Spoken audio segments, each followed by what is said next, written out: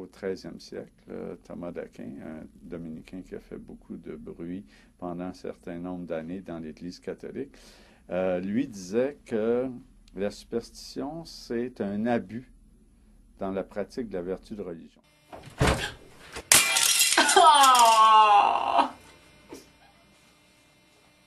Y a-t-il quelque chose de plus dangereux que de casser, briser un miroir? Oh non! Alors, ça, puis pourtant, c'est un miroir, ben c'est friable, c'est du verre. Alors, si on l'échappe, les chances que ça casse sont assez grandes.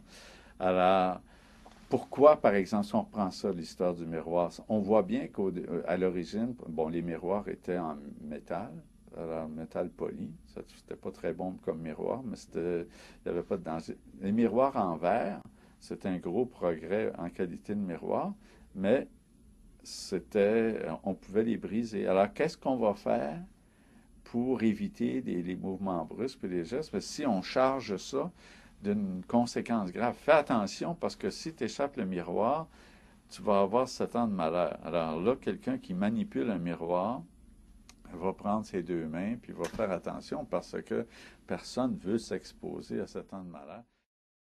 Je ne veux pas avoir l'air savant avec un mot comme pléonasme, là, mais on pourrait dire d'une certaine manière que c'est toujours religieux, une superstition. Nous autres, on pense que ça ne l'est pas. Par exemple, quelqu'un va dire, par superstition, je ne passe pas devant un escabeau, une échelle. Faites l'essai, allez-y avec des amis qui se disent non religieux, non croyants, non superstitieux. Amenez-les à passer en dessous d'un escabeau. Vous allez voir que ça peut prendre pas mal de monde avant que vous ayez un compagnon pour passer en dessous de l'échelle ou de l'escabeau.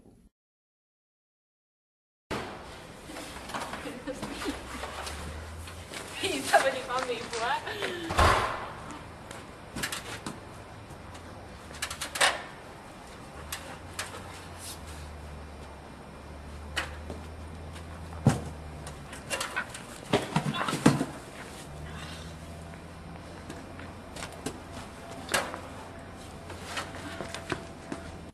Alors, les gens ont peur, d'une certaine manière, ne savent pas pourquoi, mais c'est profondément ancré. Bon, pensez par exemple à ce qui se passe dans un autre domaine qui n'est pas nécessairement une superstition, mais vous recevez, puis ça existe maintenant de plus en plus avec Internet. Vous recevez dans vos courriels une journée une lettre qui vous dit, cette lettre-là, là, il faudrait qu'elle circule, puis la personne qui va arrêter la circulation, on ne sait pas ce qui va lui arriver.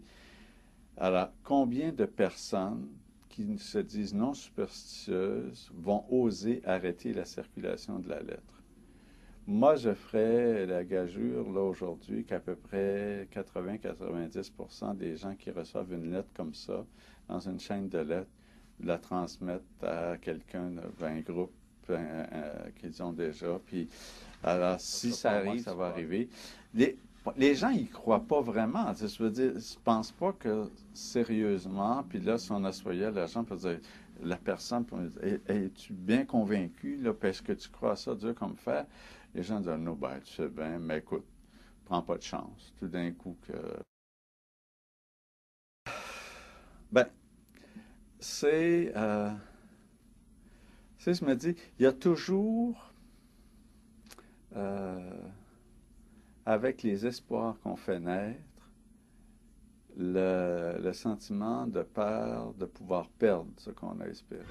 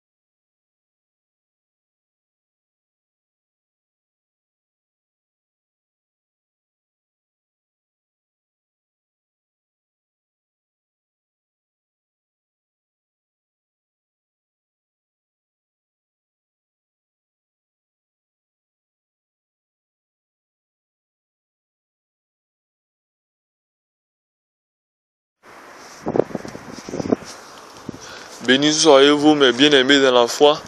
J'ai eu beaucoup de problèmes à enregistrer cet enseignement sur la superstition.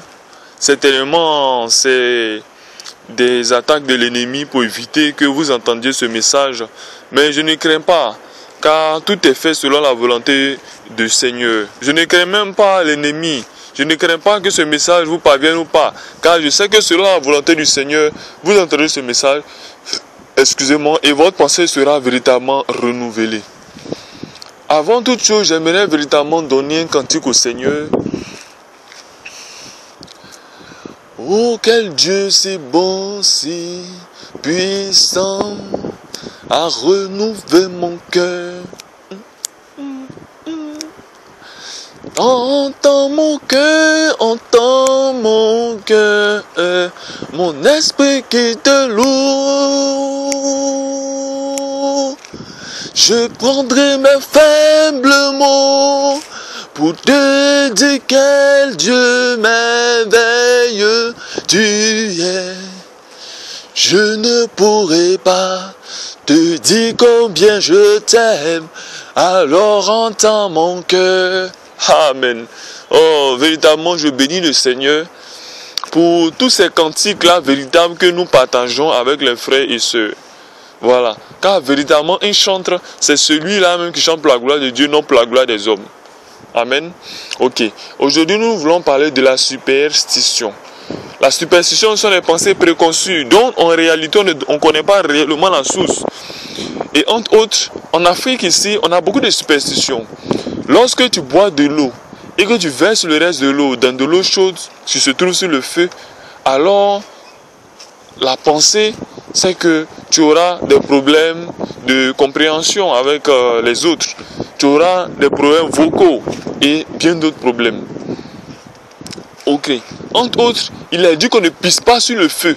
Parce que si tu pisses sur le feu, tu auras mal au kiki. J'ai déjà expérimenté, quand je n'étais pas encore dans la parole, j'ai expérimenté la superstition. Et puisque le Seigneur a dit, faites attention à ce que vous croyez. Il vous sera toujours fait selon votre foi. Il vous sera toujours fait selon votre foi. Faites attention à ce à quoi vous croyez. Si vous croyez que le fait de faire tomber une salière, ou alors le fait de passer sur une échelle, ou alors le fait de casser un miroir, est pour vous une source de malheur, alors le malheur va vous atteindre. Faites très attention à ce que vous croyez, mes bien-aimés. Faites très attention. Faites très attention. Chez les Chinois, il est dit que le chiffre 13 était sur des malheurs.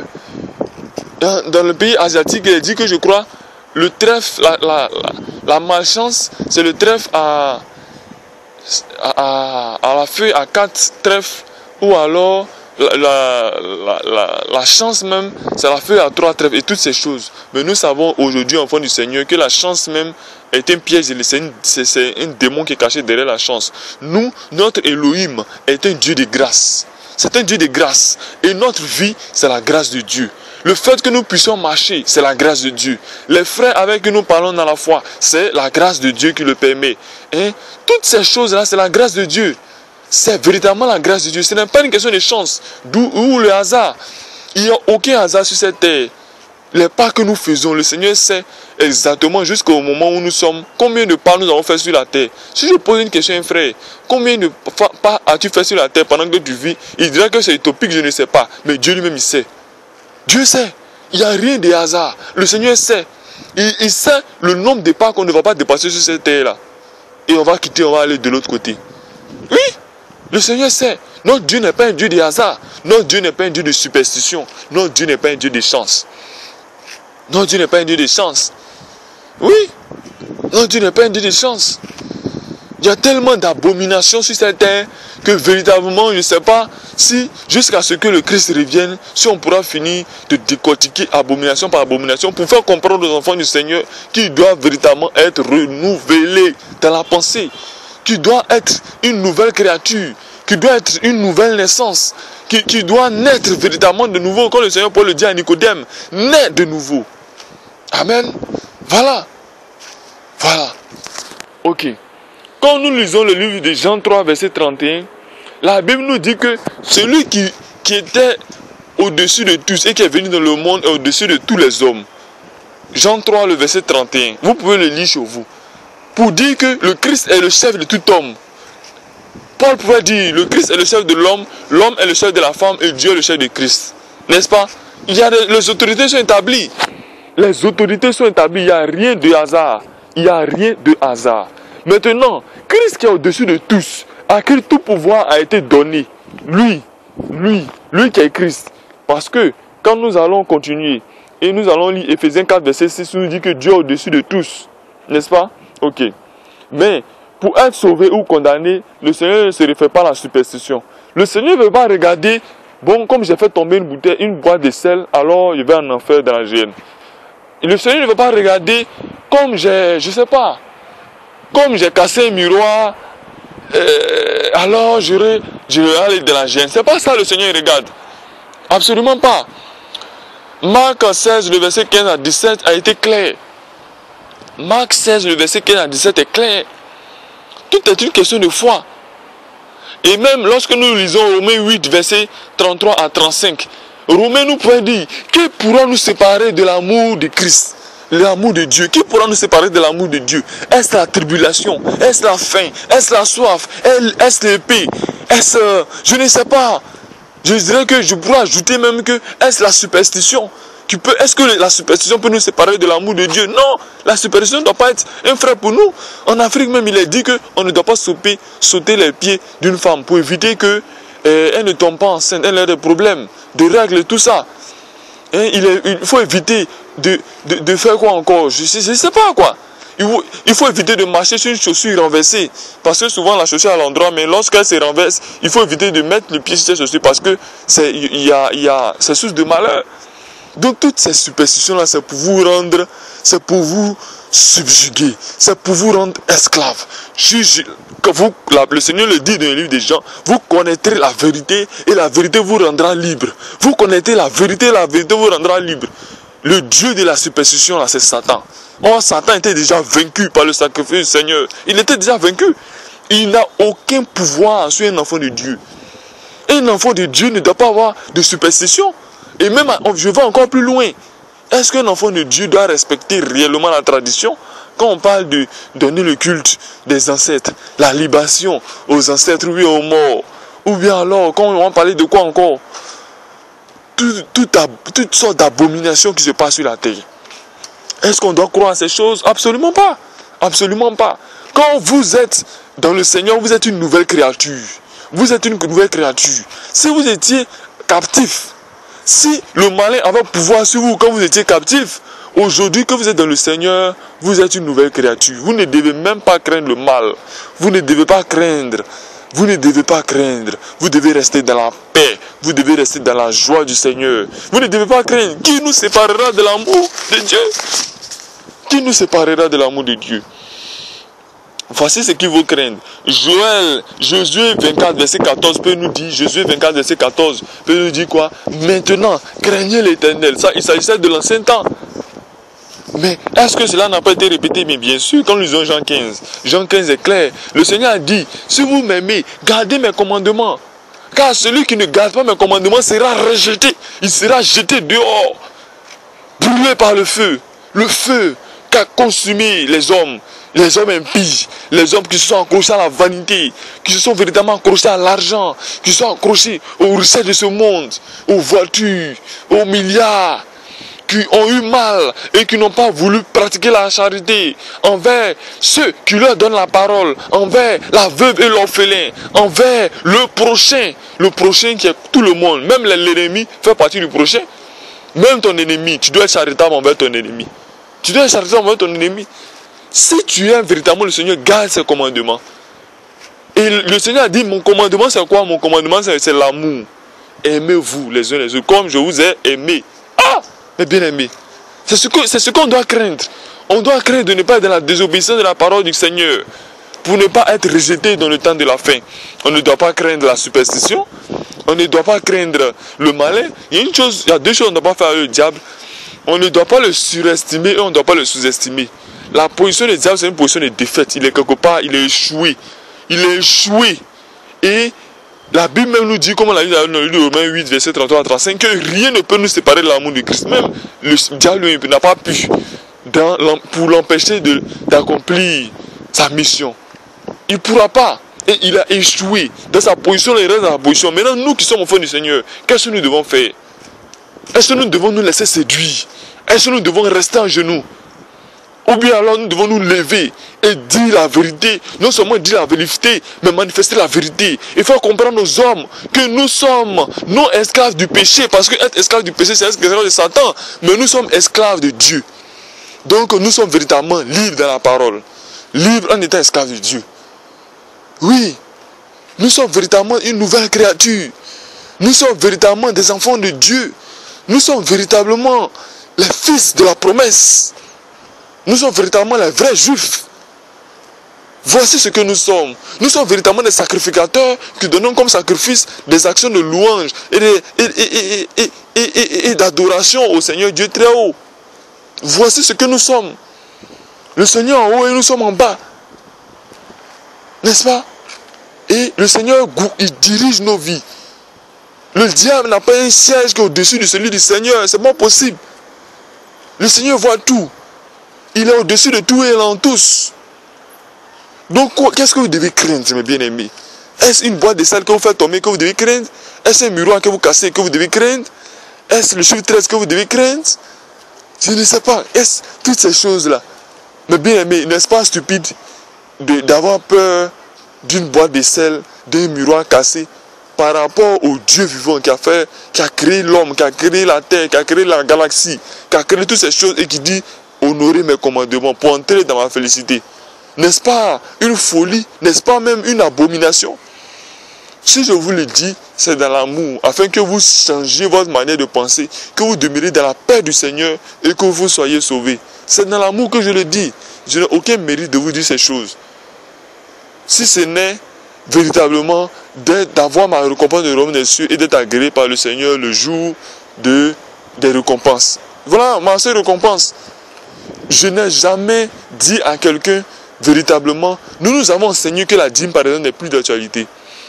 Parce que le Seigneur nous a fait comprendre cela. Et que ce sont des voleurs qui continuent de dire que la dîme est d'actualité. Mais vous croyez que, étant prédicateurs de l'évangile, étant des docteurs dans la parole, nous vivons de quoi? Nous vivons de quoi? Demandez aux frères Georges ou bien aux autres frères, nous vivons de quoi? Mais le Seigneur sait, le Seigneur prend soin de nous. Le Seigneur, selon sa volonté, il touche des frères ou des sœurs, afin que des personnes puissent nous soutenir et nous continuons l'œuvre du Seigneur. Mais nous n'avons jamais couru derrière les gens pour dire non, tel frère, donne-moi 1 euro, telle soeur, donne-moi 2 euros. Non, il y a des personnes même qui viennent, vraiment frère, vraiment, voici, tiens, telle chose, c'est pour la grâce de Dieu, c'est pour continuer l'œuvre, c'est tout. Voici, en fait, quand tu le fais, le Seigneur te donne des plus de la nourriture. Tu amasses des trésors véritables. Quand tu ne le fais pas aussi, il n'y a pas de problème. Voilà, quand tu ne peux pas le faire aussi, il n'y a pas de problème. Je veux vous inciter à changer votre manière de penser. Vous ne pouvez pas être là-bas, là où vous êtes. Vous avez une veuve, un orphelin à côté de vous. Et vous ne leur donnez rien. Vous vous en foutez d'eux. Vous versez votre nourriture dans la poubelle. Ou alors même vous battez votre servante. Si vous n'êtes pas dans la volonté du Seigneur en aimant votre prochain comme vous-même, si vous aimez votre chat plus que votre enfant, ou bien plus que les enfants de la rue, si vous aimez votre chien plus que les enfants de la rue, si vous aimez votre écureuil, votre animal de maison, plus que vos enfants de la rue, alors vous serez jetés dehors. Vous serez jetés dehors. Vous préférez donner 100 kilos de nourriture à votre chien que à des enfants du Seigneur, à des créatures de Dieu. Vous serez jetés dehors. Mais ne vous en faites pas pour ça, hein. C'est une question de temps. Donc que le Seigneur prenne pitié de vous, que le Seigneur prenne pitié de nous tous. Que votre manière de penser change, que votre pensée change, que vous demeurez dans la parole, que vous comprenez que tout ce qui vous a été dit dans ce monde-là comme vrai est faux. Ce qui est véritablement vrai, c'est ce qui est écrit, c'est ce qui est dans la parole, c'est ce qui Dieu est. Voilà. Et même son nom c'est « Je suis ». C'est ça qui est véritable. Tout le reste là, c'est une abomination. Mon frère bien-aimé, si tu t'éloignes de la parole, sache que tu vas vers la porte de la perdition. Je bénis le Seigneur pour cet enseignement que nous avons eu en ce qui concerne la superstition. Et un enfant du Seigneur ne doit croire à aucune superstition. Si l'on vous demande, il est dit de ne pas faire ça, demandez qui a dit. Si on dit non, c'est Dieu qui a dit, cherchez à savoir dans quelle partie des Écritures ça est, et si c'est la volonté actuelle du Seigneur de notre temps. Et si c'est le cas, alors vous obéissez à cette parole. Mais si ce n'est pas le cas, vous dites qui a dit, et qu'on dit, bon, c'est qu'est-ce qu'on dit, c'est que ce n'est pas valable pour vous. La superstition, laissez la superstition aux fils de la perdition, à ceux qui veulent être sur le joug étranger, à ceux qui veulent être toujours sur le joug étranger, qui sont déjà perdus, laissez-les la superstition. Ben, quand je dis laissez-les, ça ne veut pas dire que si vous avez la possibilité de leur parler, ne leur parlez pas, bien au contraire. Donnez-leur la bonne parole, la saine nourriture. Et s'il y a la possibilité de les gagner, que Dieu soit loué, ils seront gagnés. Sinon, laissez-les dans leur coin. Ils savent la vérité. S'ils ne veulent pas rester, s'ils ne veulent pas croire, s'ils veulent rester dans leur coin, qu'ils restent dans leur coin. Tranquille pour eux. C'est bien pour eux. En tout cas, le Seigneur sait comment récompenser ses enfants. Voilà. Le Seigneur sait comment nous récompenser. Donc nous n'avons aucune crainte. Nous n'avons aucune crainte. Car nous n'avons pas été rejetés de notre maître. Nous sommes ceux qui mettent, qui proclament la vérité. Nous avons pris la charge sur nous de proclamer la vérité. Malgré la soif, malgré la faim, malgré les troubles, malgré les inquiétudes.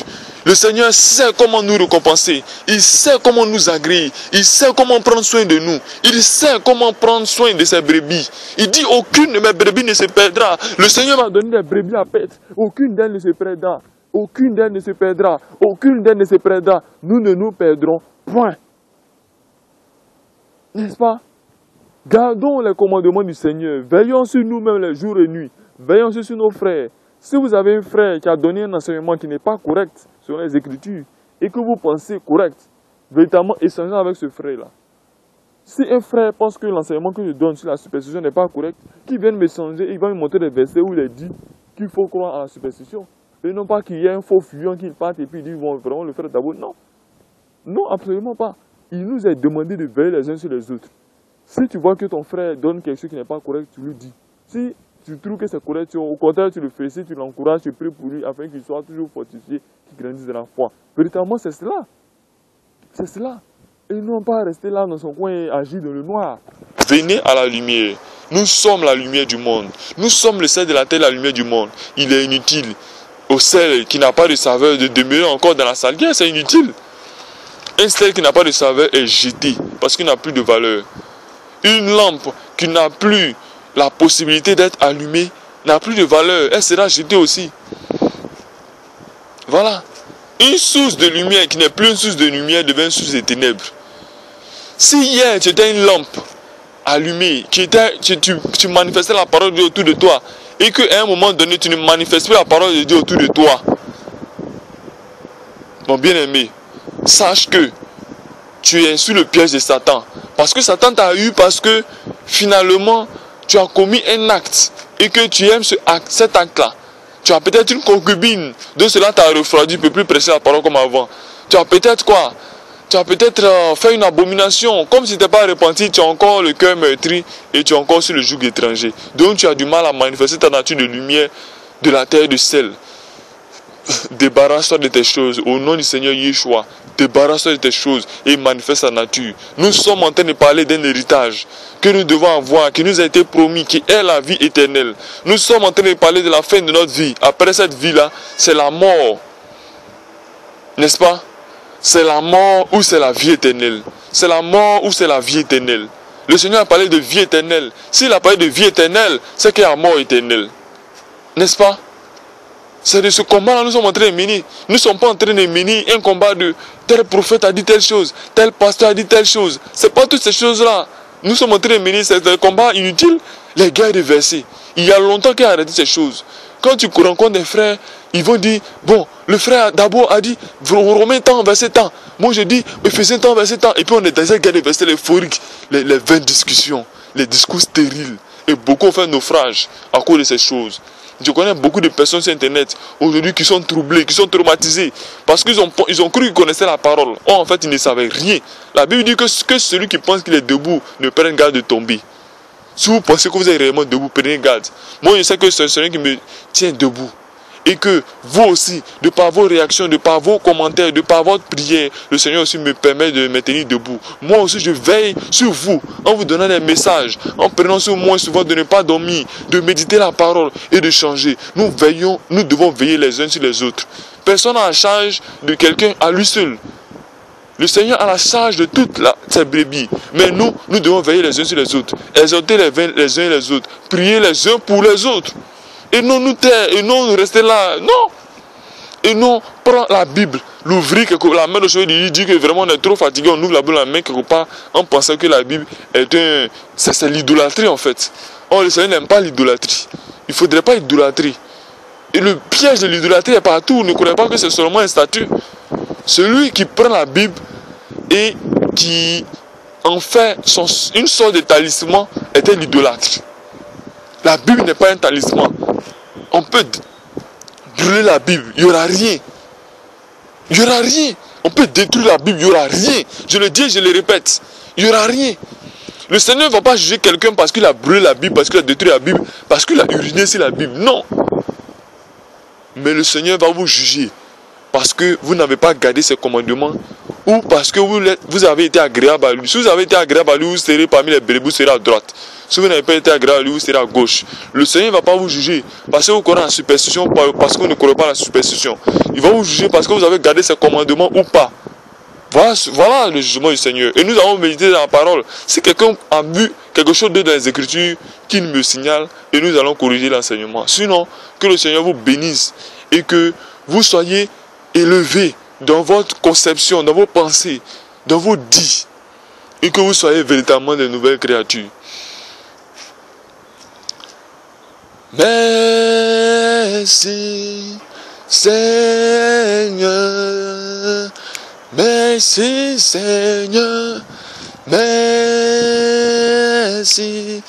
Seigneur.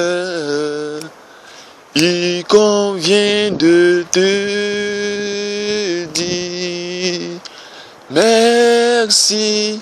Il convient de te dire merci. Il convient de te dire merci. Il convient de te dis merci. Béni soyez-vous, mes bien-aimés du Seigneur. Shalom.